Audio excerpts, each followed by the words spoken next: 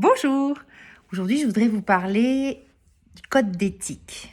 Lorsque vous travaillez chez votre employeur ou alors chez avec un client, donc que vous soyez employé donc, ou à la pige.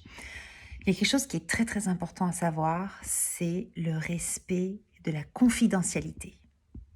Aujourd'hui, vous savez, des fuites d'informations peuvent être dramatiques pour une entreprise. Donc, ce qui est très important aussi quand vous travaillez, c'est que vous montriez, ou même si vous ne le montrez pas, par éthique personnelle, par intégrité, vous conservez l'information que vous avez apprise pour vous. Vous n'en parlez pas à votre ami, à votre conjoint, à vos amis, et certainement pas par écrit, parce que les écrits restent et qui peuvent être transmis d'une façon très rapide, et ça pourrait tout à fait se retourner contre vous. Vous évitez de donner les noms des clients pour lesquels vous travaillez quand vous êtes en cabinet, à moins que le cabinet vous autorise à le faire.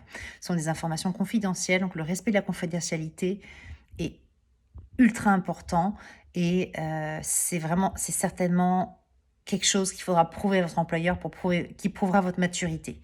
Si vous apprenez à garder votre langue finalement. Donc c'est pour ça que vous signez aussi des contrats de confidentialité avec les agences. Ils doivent être certainement pas à la légère. Vous les respectez. Au niveau de l'éthique, si vous avez un différend avec votre employeur ou votre client, vous restez toujours professionnel. Même si ça vient vous tirer au bout là, vous restez toujours professionnel. Dans le milieu de la traduction est très, très petit. J'aime à dire parfois qu'il est consanguin, parce que parfois on peut retrouver nos anciens collègues qui deviennent nos employeurs, qui deviennent nos clients, qui deviennent nos chefs d'équipe.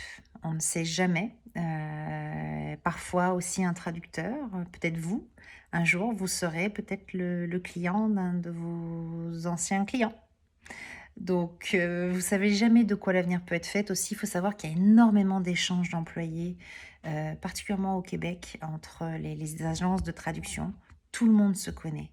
Donc, une mauvaise réputation, comme une bonne, elle se relaie très rapidement.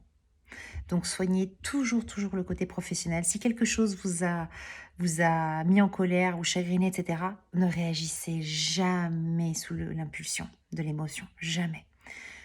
Vous laissez faire. Si ça se passe au téléphone, vous pouvez dire: «Écoutez, c'est très rare, hein, mais si la personne se met à être, irrespectueuse avec vous ou se met à vous insulter, là, vous dites: "Écoutez, je ne peux pas parler dans ces conditions, je vous propose qu'on remette l'appel à plus tard"». Si ça se fait par écrit, c'est plus simple, vous n'êtes pas tenu de répondre immédiatement. Si par contre vous vous faites insulter sur un projet urgent que vous devez remettre, vous ne retenez jamais le projet, vous le livrez. En revanche, si jamais, la personne qui vous a insulté, ne s'excuse pas, parce que parfois elle peut être elle-même prise par énormément de stress, vous connaissez pas ce qui se passe dans sa vie, c'est important que vous sachiez qui est votre personne ressource dans ce milieu-là. Si vous êtes à la pige, sachez qui est votre gestionnaire des fournisseurs. Parce que c'est lui, il est l'interface entre les fournisseurs qu'il a recrutés et l'entreprise. Il a un double rôle. Il a toujours ce double rôle.